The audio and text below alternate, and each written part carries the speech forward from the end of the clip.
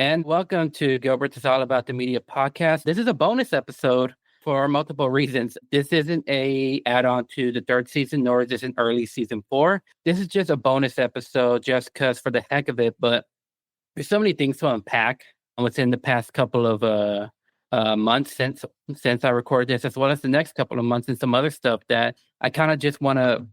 I don't want to like wait until the start of season 4 to just make a whole list of stuff. And so I decided, you know what, let's just do this episode because there's a lot to unpack.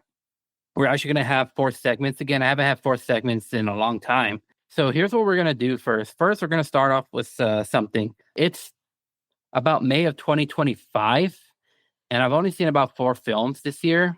And the number one film, and I think it's no surprise right now, is a movie called Sinners, written and directed by Ryan Coogler, starring Michael B. Jordan. And it is, I would say, one of the best films so far.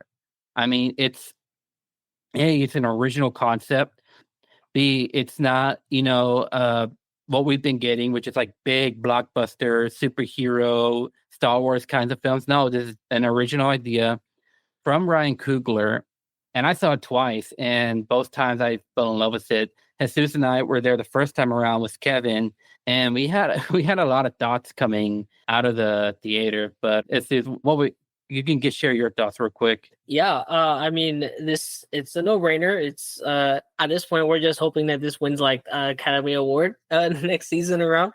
But I watched it again. I came in with low expectations. I only saw the trailer like one time. I didn't try to review it by the time I got to the theater because I wanted to surprise myself. And man, was that surprising. It was like from the detail to the fact that, I mean, it tricks people. It's if you came into this film without knowing anything about it, you would be thinking it's a period piece. It starts the whole first act of the film feels like a period piece. It just feels like this is set place during, Jim Crow era. I guess if we were to pinpoint this in the 60s or 70s, right around there.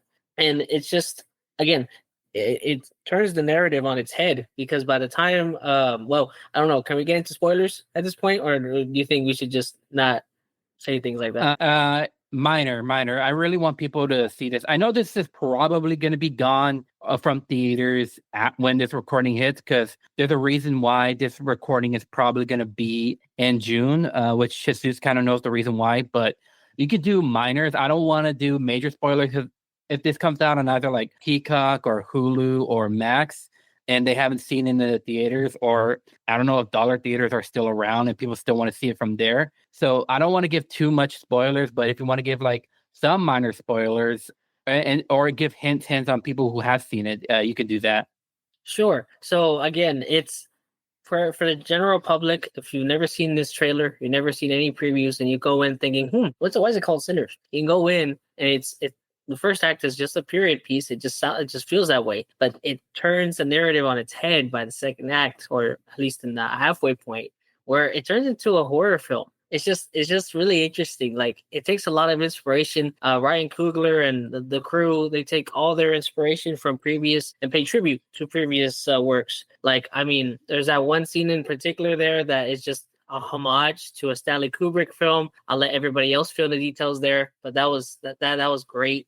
Overall, I mean, not just the obvious homages, but just homages in general to the early themes of horror and back in the day. And it's overall really cool. Like the impact of how you can incorporate so many themes into one film and it all flows so evenly well.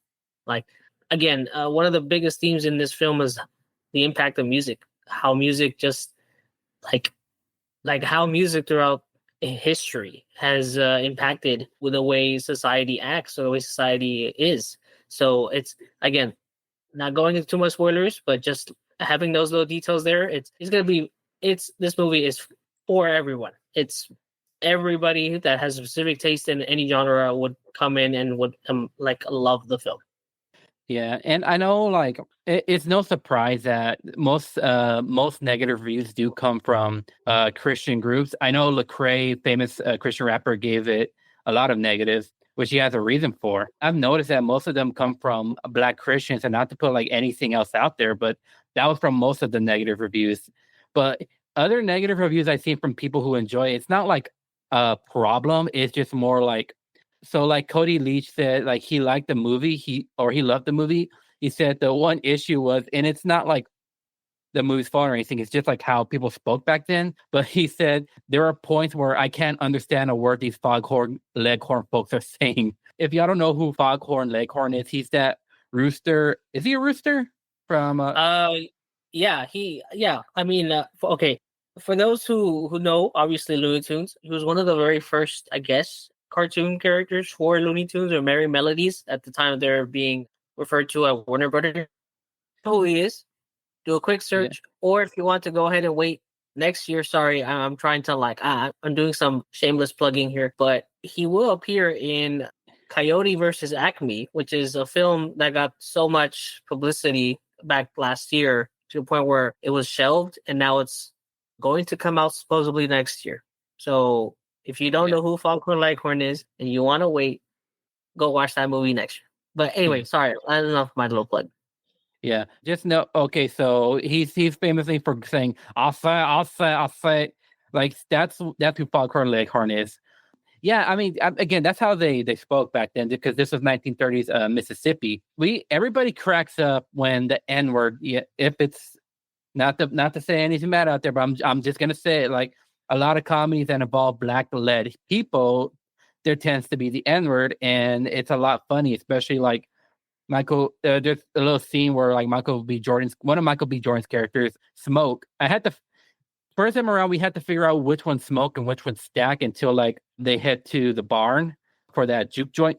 But Smoke's character shoots two guys, and then a whole bunch of N words are coming out, and I could just remember the whole theater both times laughing pretty hysterically. And second viewing, I liked more than the first viewing for one reason. So normally when I watch a movie theaters, I mean, as everybody says, they hate when, the patrons are there and they're just talking very, very loud and we're trying to watch a movie.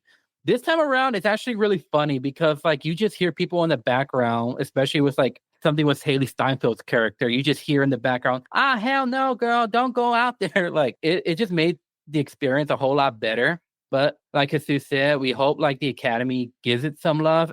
There's a lot that's holding it back. And one, it's being released of April of 2025, which is this year. And that's not saying anything like that's not a huge obstacle. But I mean, last year with Civil War and with Challengers, both films didn't get any Oscar contention, especially because like Challengers won the best original score at the Golden Globes and it didn't get nominated for the Academy Awards.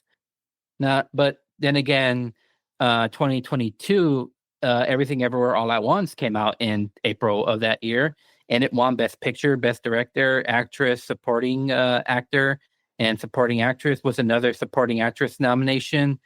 And then another Black-led horror film that came out in February was a movie called Get Out, which was Jordan Peele's first film. And of course, that came out in February, and it went through that obstacle to be nominated for 4 Oscars the next year for actor, director, picture, winning the screenplay award for Jordan Peele. And then, of course, Ryan Coogler did another Oscar-nominated film that came out early in the year called Black Panther. Everybody knows that one. That also got like just the best picture. It got the best picture nomination. Ludwig Göransson, who did the score of this film, which I was so surprised when we saw the credits roll. But Ludwig Göransson won his first Oscar for Black Panther. And it turns out that Ryan Coogler and Ludwig Göransson are college buddies. So that's how, they knew each other. So whatever teacher paired them up made the best decision of his or her life. Because, Ryan Coogler, but Ludwig Göransson, obviously, I love the score to Oppenheimer. I run to it like all the time. But the music is very interesting. The music is what I hope gets nominated, especially like if you know the movie, which is that one scene involving the music through decades and culture. And man, Miles Canton, he's a nobody until this movie came out. Let's hope he's the actual guy who plays Miles in the live action Spider-Man film. I think I actually saw something like that, like a fan cast. But if none of the actors get nominated, which I hope at least Miles Canton or Delroy Lindo does, because I don't entirely see Michael B. Jordan getting nominated for Best Actor, just because, like, yes, he's playing two roles, but it's also like he doesn't push the plot forward as much as Miles Catton does, if you get what I mean. Because of that one scene, that's what pushed the plot forward versus, Michael B. Jordan's characters. I remember my mom asked me, does this mean Michael B. Jordan gets paid double because he played, the twins? And not only that, there's the Lupita Nyong'o of it all, where she played two characters in a horror film, Us, and she didn't get nominated. So I don't know. I don't see Michael B. Jordan getting nominated. I could be wrong. Maybe something happens in the future, but I wouldn't hold my breath too much on that. But if none of the actors get nominated, back to my point, the category next year is for best casting. And I can honestly say that is for sure a nomination, because the entire cast is great, especially like the villain of the movie, Remnick, I think that's how you pronounce it, played by Jack O'Connell. He also has a very great musical performance too. I had to look up the song too. It's called The Rocky Road to Dublin. So if you know the scene, you know the scene.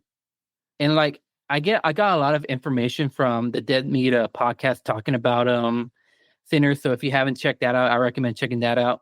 They go into a lot of depths, but if you watch it, Remnick's character is believed to be at least 12 to 1300 years old, because there's a lot of history with the Irish. Because for those that don't know, there was Irish persecution. And when I mean, for those that don't know, don't mean to get political, I mean woke folks. Like I said, I don't mean to get political, but if you're one of those people that nonstop doesn't shut up on the internet, we're making fun of you because you deserve it. But to my point, the Irish were persecuted mostly because, like, in history, if you know, like the Celtic crosses and all that, the Irish had a religion of Celtic witchcraft. And we have views of like, thou shalt not commit murder and willing to die for your faith, like the Christian views. It's just that some of them, a lot of early Christians, they follow more Old Testament law than New Testament law. Old Testament law is basically, it followed more of the Israelites and the Hebrews. It predates Jesus. New Testament law is the law of or is like the commandments of Jesus, carried on by Peter and Paul and all that. I know, like, we've been talking a lot more religiously within these past couple of episodes, but I think, I don't know, once we started off with Interstellar, it kind of just became a nonstop thing, and it's just there. But a lot of early Christians, like Puritans and all that, kind of follow too much of an Old Testament law. Like in Deuteronomy, it says to kill for your faith. I think, don't get it twisted. I read it and I forgot all about it, but there were things about like murdering of the non-believer. But again, don't get things twisted around. That's just like what I'm trying to remember of. But it's not just that. I mean, we remember the events of Salem, what happened there. So yeah, it shows people don't believe that Irish and Italians are persecuted because they're white. But back then, it was like Irish and Italian immigrants, even though there's not really Italian folks in the film. Irish immigrants came and they weren't considered white. Back then, to be considered white, you had to have been born in the U.S. as a white person. And the Irish more of just settled with the Black folks of Jim Crow at the time. So it's very interesting history that's going on there. Like I said, it's like a period piece, And one of the main inspirations for this film, and it's no surprise, I talked about him on the podcast, was Robert Johnson. For those who don't know, I talked about Robert Johnson once when I did my 27 Club episode, but Robert Johnson was believed to be a man who sold his soul to the devil at the crossroad. That, you could tell, that's a big inspiration for this film. Ryan Coogler even mentioned it too. But really fantastic film. I definitely will watch it if there's a streaming platform. Like, I see this more of going to like Peacock or maybe Hulu or Max. I think mostly Max for Warner Brothers. Oh yeah, I forgot it is Warner Brothers. But you know what? It's doing well at the box office. I mean, it's considered, I think, the most, I don't even know what to say. Like, it's the most profitable original film post-COVID since Nope, which was also a great film. I talked about it on the podcast too a long time ago when we did our political horror film. But I recommend you should see it, even if y'all weren't able to watch it in theaters. Again, check it out maybe on Max. If there's a dollar theater that's showing near you. We don't have those anymore, unfortunately. I would have definitely watched it. And in case those who don't know what I mean, so dollar theaters, first of all, they're not really a dollar. They're more like between $3 to $5. So, yeah. But it's basically like if you couldn't watch a new release movie in theaters, the dollar movies will get that theater that movie once it's released regular theaters. So say like June 1st, like Sinners is off every movie theater. The dollar theaters will actually show that movie after it's that's been running in the regular theaters for a while. So basically, they show movies about a couple of months after they were released in their theaters. So I mean, that's how Jesus and I saw Ready Player One. It came out in March of that year. I forgot what year. What was it, like 2018? I think. Yeah. Yeah, it came out in March of 2018. And once it left regular theaters, the dollar theater at that time took it in, and we saw it in June of that year. So it's basically, I wish we still had it here in San Antonio. I don't even know if they exist anymore in general. I kind of wish they do. Let's just say that, I mean, for all the college students out there, especially with I believe Regal Fiesta when it was called, let's just say they were glad, they were blessed by God to be able to go pay a $3 ticket and go watch Bohemian Rhapsody. Yeah, but anyway, I really liked it. I mean, I might watch it in theaters again. I mean, I don't even remember what was the last movie I saw 3 times in theaters. Probably Rogue One. That was a long time ago, but yeah, I probably would definitely watch it. The music is great. It's on iTunes and I think maybe in Spotify and I don't know what else. And it's interesting because like a lot of it gets to your head. Like even like some of the folky songs that are sung like that. I picked poor Robin clean. I picked poor Robin clean. But yeah, Oscar love. I hope it's there. If it does get nominated and if it wins big, it can make 2 kinds of history. And again, don't hold your breath on this. No, nobody holds your breath on this. But if Ryan Coogler wins, then he would be the first Black person to ever win the Oscar for Best Director. And if it wins Best Cinematography, because the cinematography is really good, the cinematographer, Autumn something, I don't remember her full name, but she could be the first woman to win Best Cinematography. So it could be a lot of history being made. I could also see, like, imagine if Jack O'Connell slips in and makes the Best Supporting Actor nomination, just because I liked his performance. His performance as the villain. He's not like the villain that thinks he's evil, if you get what I mean. Like there's plenty of those, and I like those. They more like they don't think what they're doing is bad. They think it's like for the good, and that's a little bit of spoilers I can get to. Let's think of Thanos. If anybody who doesn't understand complicated characters, just think of Thanos. Yeah. All right. So we're gonna take another break right now, and we're actually gonna get into my original idea, but I wanted to talk about Sinners just because I really dig the movie, and I think y'all should too. So don't go anywhere.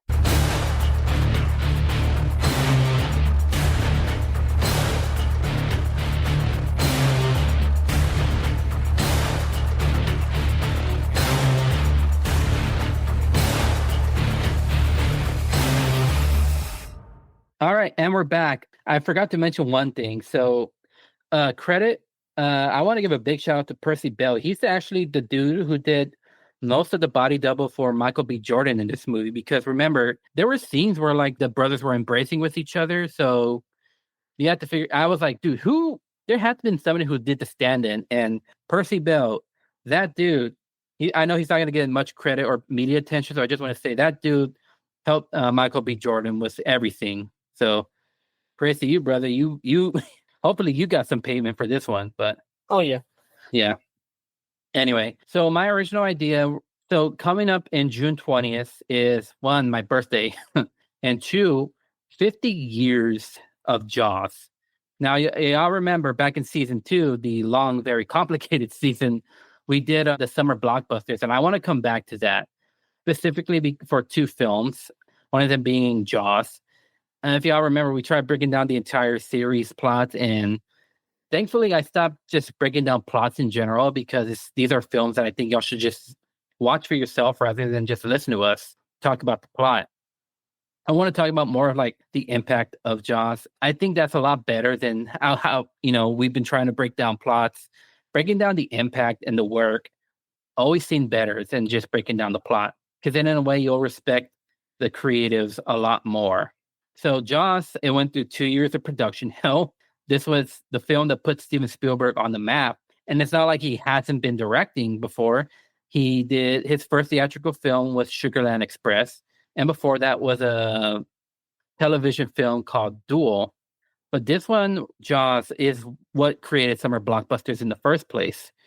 And dude, it gives you that impact so much. Like you remember the opening shot with the girl swimming in. I know the actress died like not too long ago, actually. But that's the moment that opening is the moment when you realize this movie is going to be something, and it's had an impact on me when I was like 7 or 8 years old when I saw this, especially like the scene where like all these boys like got tipped over by the shark, and then there's that one dude, and then you just see his leg just float down to the bottom of the ocean. Yeah. And even then, like little me who got scared out of my mind, like I'm still watching this. I want to see how this ends. And even before that, that scene was the boat where like who was it, Hooper? It's just looking through that wreckage, and then you just see that head just pop out. The only good way to do a jump scare, guys, the only way to do a good jump scare, not like doing screeching music and then it's like a dog in the background or something like that. But, and it's funny because you said like you've seen this in a re-release and people still get like jumped by that one scene. It's amazing. It's all executed perfectly. I mean, the kid, like, I'll bring out, to put it lightly, you've never seen this film, you know what this film is. That's the impact Jaws has left on the world. You've never seen this film, you may never have, and you were probably like born 10 years ago, but you already know what it's about. The theme is synonymous with everything of impending doom. So it's, again, that's all you could really say about the film without ever spoiling anything. It's just that it's that great. Yeah. And then again, hard to believe this film was rated PG because, I mean, it wasn't bloody enough to be considered rated R at the time from the MPAA, and PG-13 hadn't existed till about a couple of years, actually in the 80s. We've talked about with Red Dawn and Indiana Jones. But yeah, if it was taking place now, it definitely would have been PG-13. But I don't know. I would see this more as an R-rated film than a PG-13 film. I think it's just because, like, with the PG system back in the day, people were able to see this film if you think about it. Because if it was rated R, I don't think that many, it would have become the classic as it is today and breaking that many barriers. Because PG means parental guidance, which means kids, there's some scenes that you probably need your parents to watch. And yeah, I mean, I'm pretty sure that the one scene with the Alex probably traumatized a lot of kids. But yeah, no, and I know that scene was when it was originally filmed. The original cut was a lot more brutal. Like you were supposed to see the full shark on that one scene, but you only see like the tail fin and the final cut. And well, even with just the tail fin, it's still like impactful, especially when you see like Alex being drowned. Graphic, guys, graphic for a PG film, but again, that the system wasn't there yet. And it has a very good trio of stars, being Robert Shaw, Rob. I almost said Rob Schneider. Oh my gosh, y'all know who I'm talking about. Oh man, but yeah, Robert Shaw, Richard Dreyfuss, and our main. Okay, I forgot his name already because I kept focusing on the Rob Schneider part. You mean Roy Scheider? Roy Scheider, thank you. Hey, they sound the same, okay, guys, but. I know, don't get me wrong. That was the first time I used to confuse him with Rob too. But it's funny, and I think we've mentioned this before when we first talked about Jaws. They're all got the R's in their titles. Rob, Roy, and Richard. Richard Dreyfuss is the only one still alive. Robert Shaw died 3 years after the film was released of a heart attack, and Roy Schneider died over 20-something years ago. I think he said the same thing the last time, heart attack. So Richard Dreyfuss is the only one still alive. And I heard he does do some fan conventions. The only thing is I think he does the fan experience times. For those that don't know, fan experiences and conventions means like one, it's a lot more money, but two, it means you get a combo of a photo, an autograph, and then you get some merch from the convention itself, and then you get. I think if it's part of if the ticket comes with it, but I don't think tickets ever come with fan experiences. But if the tickets do come with some, you get to go in before everybody else, and you get to jump to the front of the lines before anybody else because you got that VIP experience. So I think that's what Robert Shaw, Richard Dreyfuss does. But I mean, they all leave a lasting impression on that film, especially the one scene where Robert Shaw's character Quint, he was a Navy man and was on the The USS USS Indianapolis. Yeah. And for those that don't know, it was an American ship that was shot down by a Japanese U-boat. And the many naval soldiers had to deal with a lot, such as like dehydration and starvation, and most importantly, shark attacks. And there was that one monologue. It gets to people every time. All I remember is always those black eyes, like a doll's eyes. But it the camera just zooms in. If I can remember directly, the camera had all three of them in the shot. But then when Quinn is doing his monologue, he's just the camera's just slowly zooming in towards him, and that leaves an impact on him. And it's unfortunate that the character dies. Spoiler alert, but the character does die. He also dies in the book. For those that don't know, this was based off a book. You talked about how you preferred the movie over the book because of its plots and stuff like that, especially with the mayor and with what was it? There was an affair with Hooper and Brody's wife. Yeah, I'm glad that was a change because that dynamic of Hooper and sorry, my throat is dry, but if you could finish it off for me, just the dynamics and all that. Yeah, so like I mean, just the fact that I understand Peter Benchley wrote that possibly as a way to just invoke the drama that a lot of novels back in their day, at least during that time, were always targeted and wanted to target younger readers, right? So the juveniles and such. I mean, it just kind of ruins the when you watch this film. If you read the book first and then watched the film, I understand you may have had conflicting sides and you had preferred to have Hooper be the kind of jerk that he's expressed in the book. But I mean, a lot of us growing up watched the movie first before reading the book. So it's knowing that the film lets you, the audience, root for these three guys. It's just kind of, it would be so awkward knowing, oh, what if we added that plot point from the actual book into film? And it like you said, it would be mentioning it would just be awkward to have Brody and Hooper like locking eyes on each other or like just just upset because they all. So the point being like if you grew up watching the film and you obviously enjoyed the cast, adding a plot point from a book that had differing sides and had the actual main cast kind of conflicted, along with an anticlimactic ending that calls back to Moby Dick, which is another book. In case you want to read that, please read it. It's amazing. I can see why Spielberg and the crew decide, or at least the production decided, hey, we shouldn't end it like that. We should end it the way we need to. Hence the name Blockbuster that came out of this. So I mean, it's overall it's good. The book's good. I will say this: the one thing that I wish they did include would have been the reasoning why the mayor was just so like avoiding of the whole fact of yes, he knows there's a threat and people can die, but the city needs money, or sorry, the town needs money. So of course you're gonna keep the things open. In the book, it was explained as to why, and I wish that was the one point, at least one plot element that they could have used for this film or its sequel. Because in the sequel, it's kind of a know nothing. Like, okay, well, how dumb are you to let your own kid who almost died the first time as a like teen, now about 19, 20 years old in the sequel, and you're letting him out again? That, I mean, come on, man. So, you know what I mean? It's like if they had used that plot point of him in the book as the reasoning why he has to keep the beaches open for this film or its sequel, it would have made a lot more sense.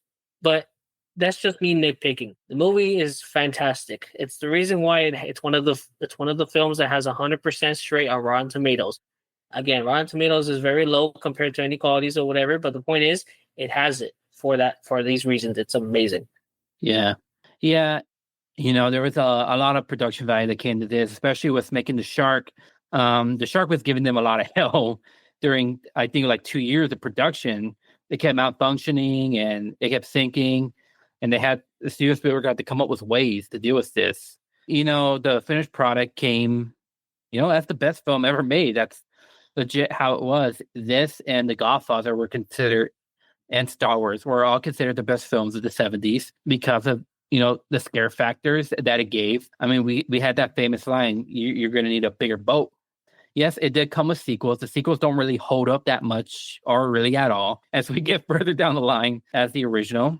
I think a year ago, the director of the second film actually died because I think I so. saw, Yeah. yeah, but I know him, Roy Scheider, they had a lot of conflict going on. I know there was an original idea for a sequel, and I think they should have gone down with this route. I don't think they ever will, but if they do, it would have been a better idea. And I think I even came up with the idea back when, like, so in 2015, well, I'll talk about it briefly. Back to the Future Part 2 had that Jaws 19 little sequence. Well, there was only 4 films. So, like, there was this competition to see, like, just make up, just some random Jaws movie that can lead up to Jaws 19. And I came up with one. I never released it because there's no way we could have made it. But it was about Quint's storyline. And that was the original idea for Jaws 2, which is a prequel to Quint. And it would have been a great story because Quint is an interesting character. Again, it's a shame he just went out the way he did in the movie. And again, in the book, because in the book, it ends kind of like with Moby Dick almost, where like they shot the shark so many times with harpoons that it just dies. But one of the barrels is accidentally tied around with Quint, and in the book, when the barrel gets launched, it takes Quint with him, and he just drowns. So it's very it's very kind of anticlimactic. But I think that's the same way with Moby Dick. Spoiler alert, sorry, but yeah. But anyway, that would have been an interesting story. But instead, we got the 2 films. They could have still done that after the second film because the second film is still watchable. The third and the fourth film, oh man, you got to come up with another word for those 2, especially the last film.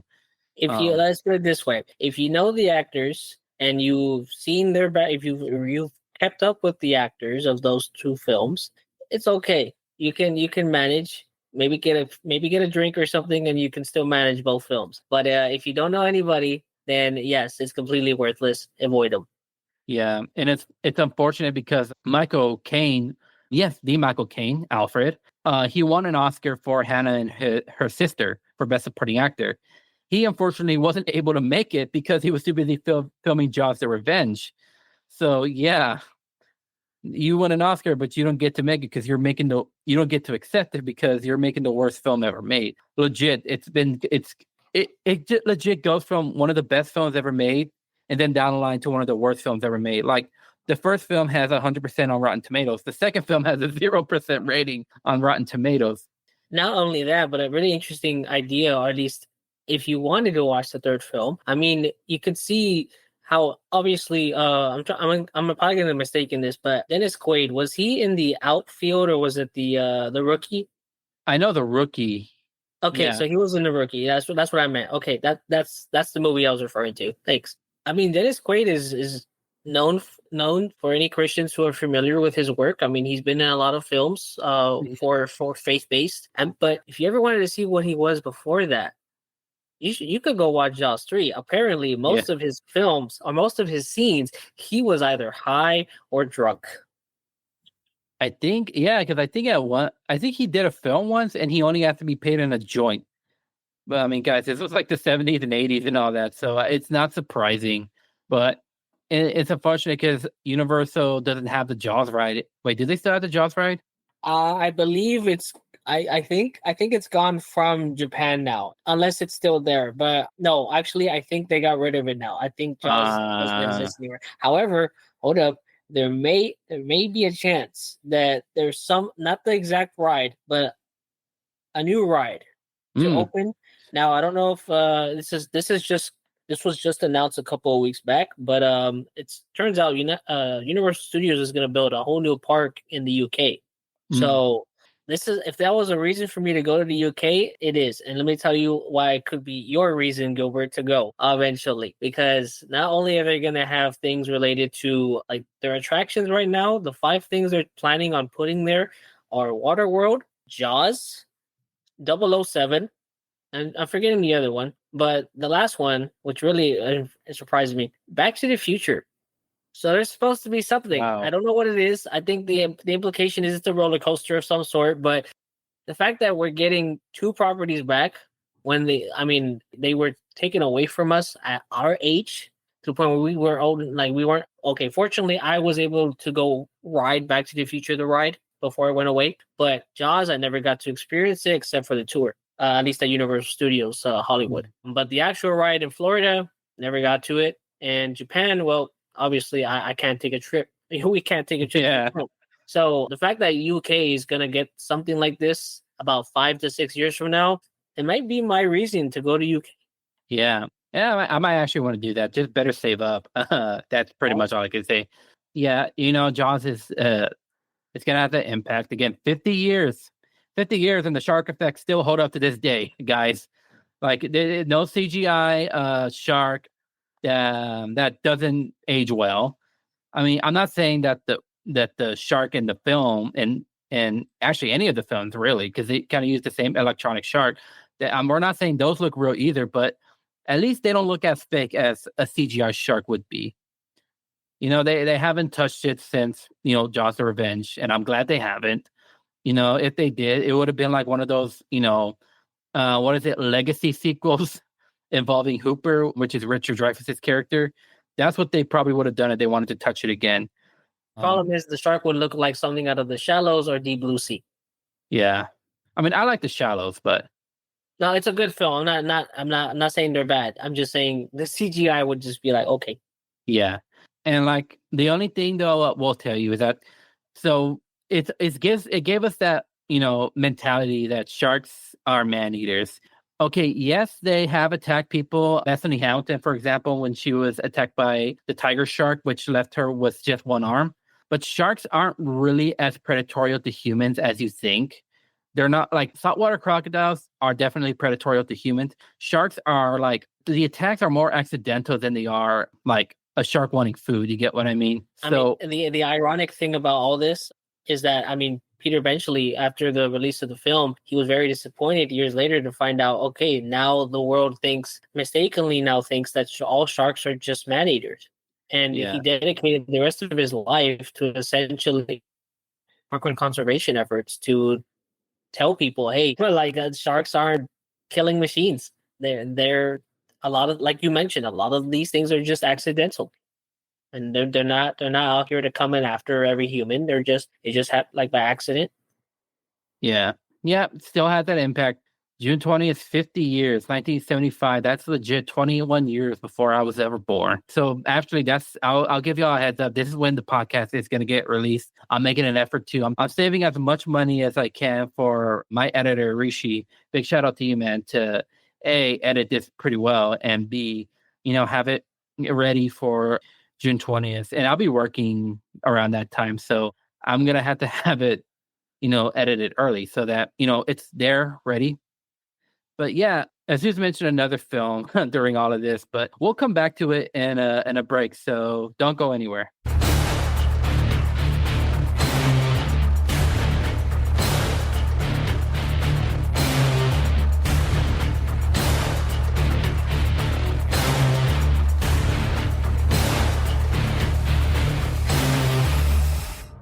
All right, welcome back to the podcast. Still talking about more summer blockbusters, and yes, so this year will be 40 years since Back to the Future came out. Again, instant classic. Like I said the first time around when we talked about it, special effects still hold up to this day. I mean, I'm not even lying about that. It's okay. If I could just say something, I know Yeah. Mario Puzo. I know the perfect screenplay is, of course, The Godfather, but this is like the perfect film. It's the first film is the perfect film. I mean, yeah, Everything you're mentioning, it's there. Everything works. The story works. The effects still hold up to this day, no matter how many times I'm watching this on the latest media platform, like 4K, Blu-ray, DVD, VHS. Which, by the way, VHS does a lot of favors for a lot of films today because it actually hides a lot of the CGI stuff. Like if you ever watched Alien Romulus on VHS, it actually makes the CGI in that film look like it was shot in with animatronics. But anyway, point is, it's a perfect film from Act One all the way to the end, and its finishing climax, the rising action, all this stuff that you can think about in a book or English. It's there. Like cast is just superb. I don't understand why the Academy shrugged off on this film. Besides it getting a nomination for, oh, I think it won the special effects. I think that's what it won for. But I think it was point is, I just don't special sound understand effects. why it sound. Thank you. I don't understand why it got shrugged off by the Academy. But whatever. That's the end of my spiel. Sorry. Go ahead. No, but I mean the biggest fail of all from the Academy was Alan Silvestri not getting nominated for Best Original Score because that score is Yes. super iconic. Hold on, guys, give me a second, real quick. So, all right, audience, for anybody watching, I got two versions of Back to the Future, the 25th anniversary, You which is bought like it? no, so this was years ago, actually. Yeah, so I thought I lost it really, and then my mom was digging through our closet, and she said, "Isn't this yours?" And I was like, "Bro, I just ended up buying this one at Walmart, which is actually a really nice cover, by the way. For those that are just listening, it's a neon bluish kind of color. So, oh man, the green screen effects is messing this one up. But yeah, I have two copies of all three films. So, but yeah, it's a big impact. I mean, impactful film. Every film student pretty much knows about this trilogy. And like you said, we've learned about the 3 act structure from Back to the Future. For those that don't know what a 3 act structure is, when you're making a script, so the 3 act structure is basically like how we get from one place to the next place to the next place. So there's the climax, the middle, and then the resolution. That's what the 3 act structure is. So basically, like Act One is from introducing Marty to him getting to the what is it? To him going back to the future. And then Act Two is just like him trying to reset everything. And then Act Three is the struggle of going back to the future. That's what the 3 act structure means. Oh man, I would think of a Marvel movie, but they all have the same 3 act structure. You're introduced to our character, and then they find their villain, and at the end they defeat their villain, and then movie ends. And then 30 minutes or so many minutes later, we get an end credit scene. But to the point being, give me a sec. To the point being, yes, it's that film that film students like I was that we just learn. It again holds up to this day. The plot, the special effects, the story has always been like weird, especially because like what is it?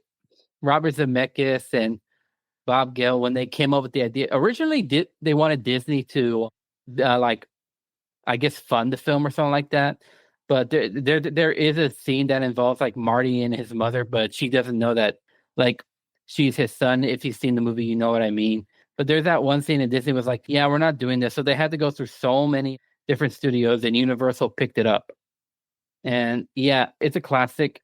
I met Christopher Lloyd. I think I've talked about that the first time around. Christopher Lloyd is such an awesome guy. Man, it's also like daunting to me that Christopher Lloyd is, I think he's pushing 90 almost. I think he's like 88 years old. So if he was born in 1938. Crazy.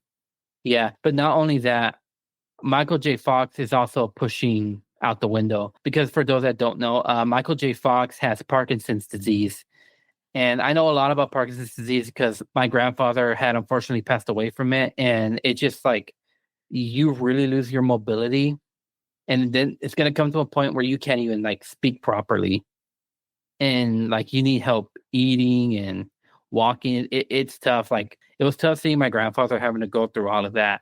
We believe in heaven, so he doesn't have to deal with that anymore.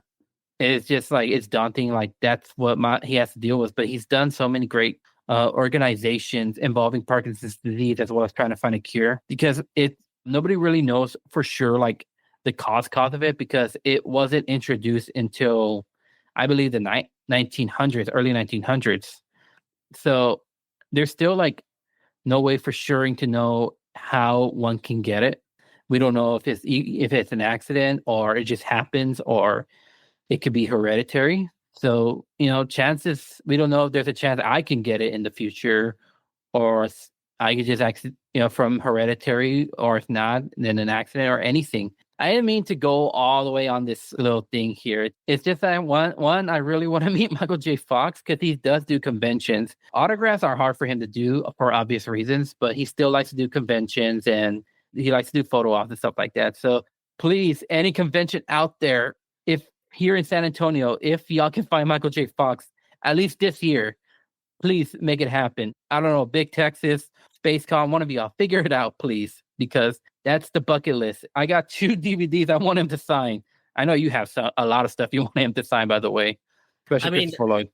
I was gonna tell you, I wish my camera was on, but I mean, the point is, at some point, you're gonna have to come to my place because I gotta show you the whole collection of stuff that I have that essentially is an investment, and I mean, let's just say I didn't stop at one autograph. Okay, So I mean, like if we could have had the money and the power to go to, I believe it's Dallas in this coming 2 weeks. Oh yeah, they have the 40th anniversary at Fan Expo. If we had the resources, I would be over there to get some leftovers that I was missing. But yeah, I mean, one of these days when you come, you got to look at it. It's amazing. Yeah, actually, our friend Nate met Strickland about 10 years ago. I forgot all about that. Nate, if you're watching this, big shout out to you, brother, or listening to this, whichever. But yeah, I mean, if any conventions in the fall here in San Antonio, can y'all please make that happen? Oh man, I really want that to happen. Just because in our first segment, well, I'm going to talk about some other stuff too.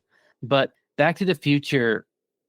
Because anytime you think of a time travel movie, you're thinking of Back to the Future. I mean, because it's legit like the time travel film that will be compared to like if I made a time travel movie, people are obviously going to compare it to Back to the Future. I mean, the Avengers Endgame talked about Back to the Future so many times, and it's interesting how in the next 2 movies, I'm glad that again this is a trilogy. No studio has tried to milk off after this film. You said a while back when the first time we talked about this, how I think both Rob Zemeckis and Bob Gale agreed to just do the only 2 other films, and that studios can touch it after they're both dead, which is not that far off. But true. I mean, hopefully the estates at that point respect their wishes, and their families are like, yeah, no, that's not gonna happen. But we'll see. Yeah, and I would also like to see Leah Thompson and Thomas F. Wilson. And it's funny because like when people who meet Thomas F. Wilson, they expect like Biff, but they don't get Biff. He's like the super nice guy everybody wants to hang out with. Sweetest person that anyone's ever talked about him and his experience. There's a short film that he made himself on YouTube. I'm trying to remember what it was, but I mean, it's about 30 minutes or so, and it's essentially about his little experience with the film and where he's gone on to from here. So it's really interesting. For anybody who wants to check that out, you should check it out too. Kind of goes a little bit into his faith too. So it's really nice. I am honestly hoping to see or to meet Crispin Glover one day. Yeah, I mean, he again a couple of weeks ago his father recently passed away, so I understand he's going through his time. At least he's going through some tough time, and I think his father and him also completed a film, but in Europe. And I don't know if that's ever going to get released here, or it has, or if it's just through post production still. But I mean, he makes his own films here and there. So hopefully, if that does happen, let's put it this way: the last time he does it again, because then I would like to take a trip to Austin. I mean, it's not that far from here. Yeah, and I know Crispin Glover, he did it. He doesn't like have a good relationship with the creators of Back to the Future, which we've talked about the first time around. But again, that would be cool. Most people don't know this, but okay, I'll say like some of the stuff about at least three of the cast members. So Michael J. Fox did not Sin City. I forgot what it was. What was that show called? Spin City. Spin City. Yeah, he did Spin City. I think he got like an Emmy for that show. I'm not too certain, but he did that. He played Stuart Little, which most people forget. Oh man, nostalgia coming back right now. I miss Stuart Little, man. Where is it? I want to watch it now. But anyway, sorry. But biggest surprise that Thomas F. Wilson voiced Flat, I believe, from SpongeBob. Yes. Biggest surprise. Hi, SpongeBob.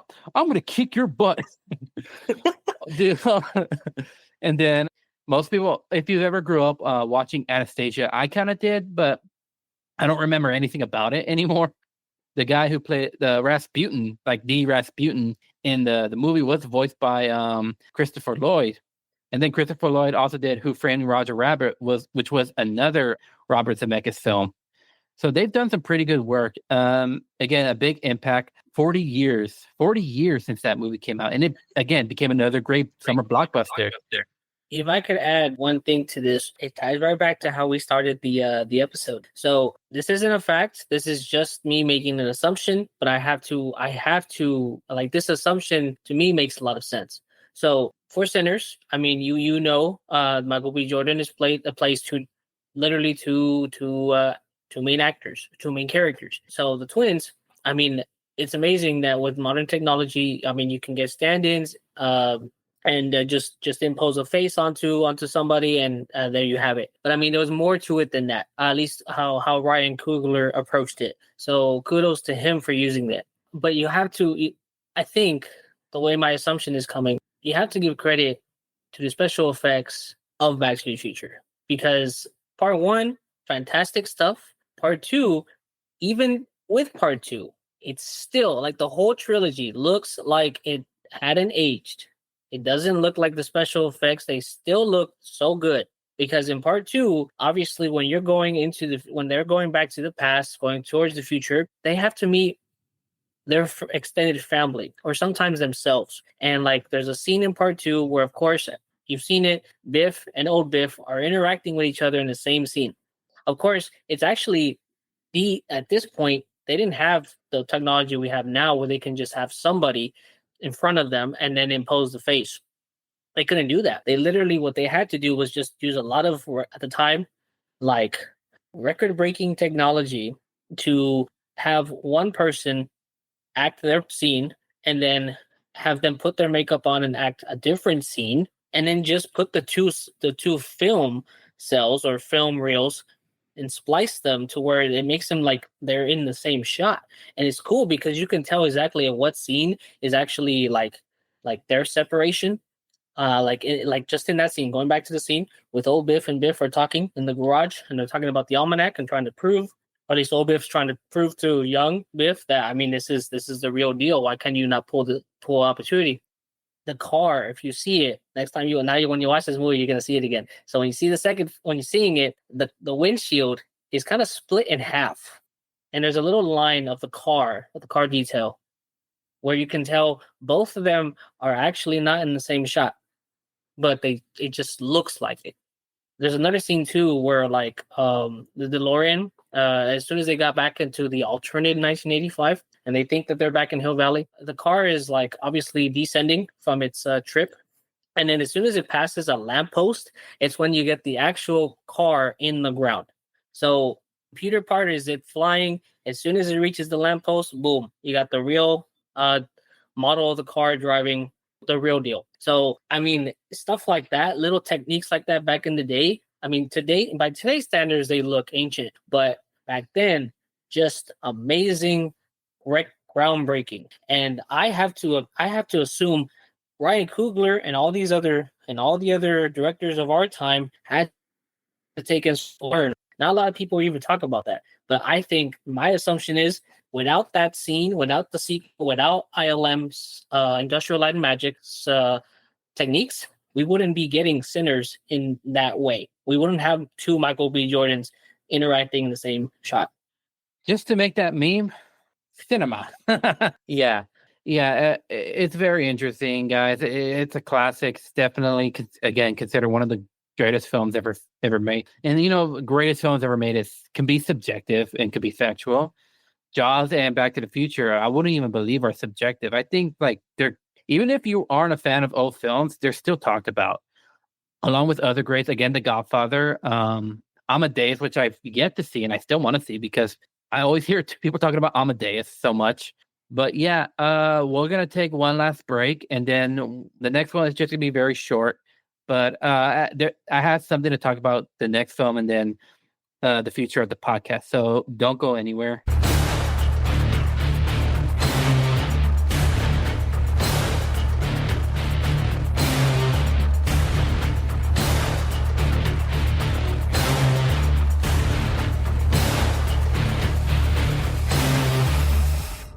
All right, and we're back. This is the last segment. Like I said, I haven't done 4 segments in a podcast in a while. It's going to be very short and sweet. Nothing too much to say. Recently, because we're recording this on the Star Wars weekend, we're 2 days away from the May the Force be with you. But also, we just had the re-release of Revenge of the Sith. I saw it a couple of days ago. Jesus saw it the weekend before this. And again, nostalgia comes to you every time you watch this movie. And I remember being really young when this film came out, and we all thought that this was the last Star Wars film because, I mean, we didn't think it would go anywhere from there because these were the prequels. And we did talk about Star Wars a long time ago. This is actually when Jesus first came onto the podcast. But what I really kind of want to focus on a bit is it's been 45 years since The Empire Strikes Back, and though it's technically not a summer blockbuster, it was still the highest grossing film of 1980. And it's that and The Dark Knight are considered the best sequels ever made, surpassing their original films. It has an impact, especially for, the famous line, Luke, I am your father. So I can't imagine, like, if I was alive back in 1980, watching the theater and just hearing, like, the villain is the father of the protagonist. Like that's something that would have blown everybody's mind. I mean, it's 2025 and everybody's already like spoiled from that one, but this could not happen in 2025. Let's put it that way. No. First of all, nobody would hide it in 2025 because people have social media and for some reason want to take a video of it and then post it on social media and then just ruin it for everybody. Well, this is again before the internet. So this wasn't like when we first saw Halloween in 1977, because when the audience sees Michael fall off the window or the balcony for the first time in 1977, only like maybe 5% of the audience was hoping he was dead, while the 95% of the audience are like, that dude ain't dead. He ain't dead. To not too much surprise, he wasn't dead. But yeah, reason being is, again, I kind of want to talk about this a little bit more. That and like we've lost a lot of Star Wars actors. Most recently, James Earl Jones. I think around this time, maybe a couple of days beforehand, was the passing of Peter Mayhew. We came like legit twice. We were this close to meeting him, but his health was like keeping him from doing a lot of other stuff too. Carrie Fisher, Kenny Baker, David Prowse. Mm-hmm. We've lost a lot of them. Harrison Ford and sorry, it's just like it's daunting on me that this is the reality we're going to come to. So Mark Hamill and Harrison Ford are like the only two of the original two, are still alive, and it's 2025. So fingers crossed in 2 years for their 50th anniversary. Like again, I'm hoping, but it's been an impact on me. I mean, I grew up with Star Wars. I've seen the prequels first before I ever knew there were others. But I mean, it's had an impact on you. I know that. Yeah, I mean the VHS tapes. So I saw it on a weird, how people call their experiences. Sometimes they'll be viewing these films in like some sort of machete cut and stuff like that. So I had my own. I didn't see part 2. What I mean by part 2, I didn't see Empire until like years after watching episode 1 and 2 in VHS. So, I mean, the last film I watched was episode 3, of course, and that was on DVD. but I didn't get that until I think 6 years later from the film's initial screening in 2005 at a flea market. So yeah, funny story. All these films I grew up with mostly came out of a flea market. So shout out to all the flea markets out there. Let's go. La Pulga. Yeah. For those that don't know, that's flea market in Spanish. But yeah, it's nostalgia, man. I hope in 2 years for the 50th anniversary they will show the original Star Wars, but that's a long shot. They did it at BFI, so Really, at least this weekend. I think it's this weekend. London BFI Film Festival. They had permission to screen it. I mean, at least I think they had permission. I don't know if it's against his wishes, but whatever. They've screened one of the original cuts, nitrate film. yeah, and yeah, I wanted to talk about that, and then just very briefly, it's been 15 years since Toy Story 3 came out. Again, not really considered a summer blockbuster, but it was like the highest grossing film of that year, which just happened to come out in the summer. And damn it, why did they have to make a fourth film? I don't. Why are they making a fifth one, my guy? Oh my god, I don't hate the fourth film, guys. It's just that it's not necessary because the last shot of the third movie means nothing anymore. Oh my gosh. And now I'm sorry, the fifth film with all the news we're getting, it makes the last scene of the fourth film meaningless. Yeah. Oh my gosh, Disney. You should have known when to stop, but most people like us tend to think that there is no fourth film. It's just Toy Story 1, 2, and 3. And 3 all three films like how I think there is no movie that comes out after Return of the Jedi. Yeah. Oh yeah, if you think about that, yeah.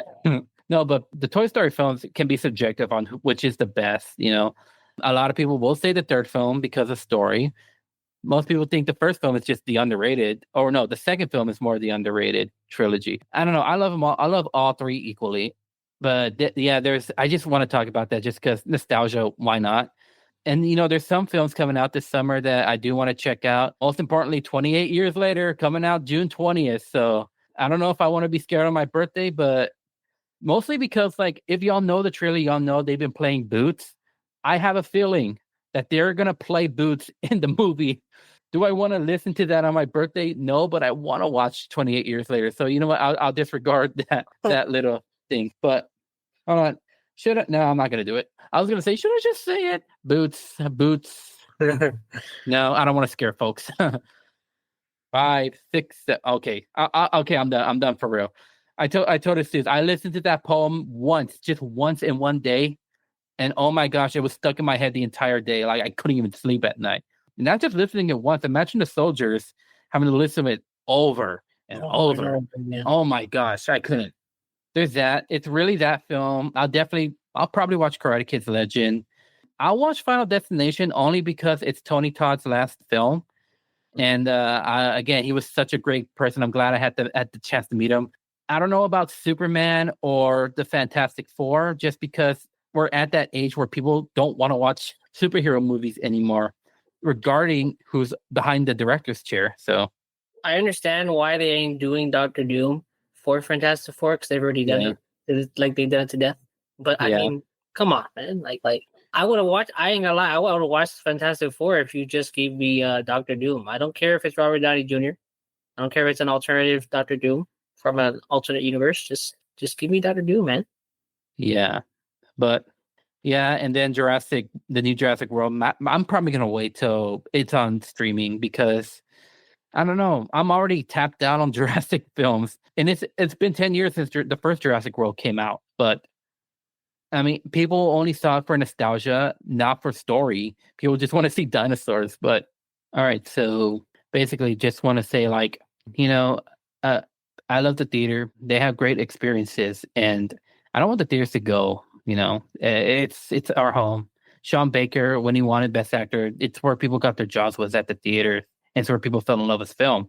And I hope summer blockbusters continue. So, yeah, I mean, theaters are, they're not essential, but like essential for people's well-being, essential for people's mental health. I mean, sometimes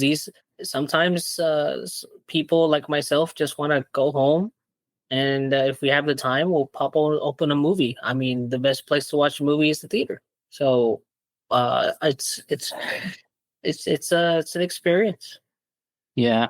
Again, probably still want to watch 28 years later. I was gonna add something, and I'm sorry, I didn't mean to interrupt you, but we understand why, because it makes money. We're following the same trend that audiences went through in the 90s and in the early 2000s. I mean, Jurassic Park 3 came out and it was underwhelming for a lot of people. So after that point, there was a drought. I mean, yeah, Universal said, okay, we're not doing anymore. We're gonna just wait a long, long time and wait for the right script or right people to come in and wow us. And that's what Colin Trevorrow did with the fourth film. So years later, we get that, and we decide to make. Universal says we can make another trilogy out of this. That was always the intention to begin with. But I mean, now we're at that point where we followed the exact same trend. We followed a great startup film, a controversial film. Fans will always argue on what side is the other, and they will say it was great, and some will say it just wasn't. And then we have the third one, which is just like the third film, for most people, underwhelming. Yeah. So at this point, they should have just stopped and waited, but I know why they ain't. They need to make money, and dinosaurs sell. So they're about to finish their Fast and Furious franchise anyway, so they need to have another franchise up and running to continue that. So my thoughts on it, they have, I think, okay, I will say this. Gareth Edwards has not disappointed me in any slight capacity. Mm. And I understand Rogue One is you could even argue that Rogue One wasn't even his film, because when he made it and the initial shooting was done, Disney looked at it and said, we need to make reshoots. So a lot of those reshoots he wasn't even there to do. I think Tony Gilroy did a lot of the reshoots, who is the writer of the film, but also the writer for the Andor series that is just coming out. So anyway, point is, he hasn't disappointed me with any of the films he's made. So for him to helm the next film, I'm optimistic, but I'm obviously completely not even expecting. I'm expecting nothing. I don't want to be disappointed again, and I am so happy that he has his composer for Godzilla, Alexander Desplat, to make the music for this, because let's just say this movie is gonna literally call back to the Lost World, and the Lost World is so like, the soundtrack is so good. I don't think anybody can disagree with me on that. The movie is okay. It could be average. I think it's amazing. I think it was great, but the music is just that's like you know what I mean, like Chef's Kiss. If you're thinking of Emperor's New Groove meme, so that is that good. So Alexander Desplat is, I think, great. He's gonna invoke. I'll put it this way: Don Davis, who did the music for Part 3, honestly sounded like John Williams a lot of times, and I like that music. I actually own the 2 CD disc that just came out for the anniversary from La La Land Records. His list of Jurassic World trilogy. The first one is amazing. The other two are kind of in my opinion. I don't really listen to those. So Alexander Desplat, I really hope, can invoke what I've been missing in terms of jungle, in terms of the island kind of themes that we have technically been missing since Jurassic World. So I really hope he can bring his own spin into it, and it just feels so William-esque. Over in that, I don't care about the cast. I mean, I understand Sarah Johansson, they got to bring somebody who's recognizable. Of course, that's fine. Whatever. I don't really care. I just hope. Well, again, not gonna hope. I'm just gonna go watch the film, and we'll find out then. Yeah. Yeah, I guess same here. I don't know. It's really just 28 years later and the Karate Kid Legends that I'm more just gonna watch. Maybe Superman and Fantastic Four. I don't know. I'll probably watch them. I don't know any other films coming out in the summer. They don't have that pull as Jaws and Back to the Future have, or even what Sinners had. That's why people love Sinners, because it's original. This is Ryan Coogler's first original film. It's not an IP or a biographical. Okay. I was gonna say Fruitvale Station, but yeah, you're right. That's fine. Yeah. It's not a biographical film. It's an original. Yeah, I would say that. Actually, I don't know what to say. Really, this is the first time I'm drawing a blank. But We'll see what this year has in summer films. They could be a hit or a miss. But that's pretty much all I got. Season 4 will be, I don't know when I'm planning on having season 4 yet.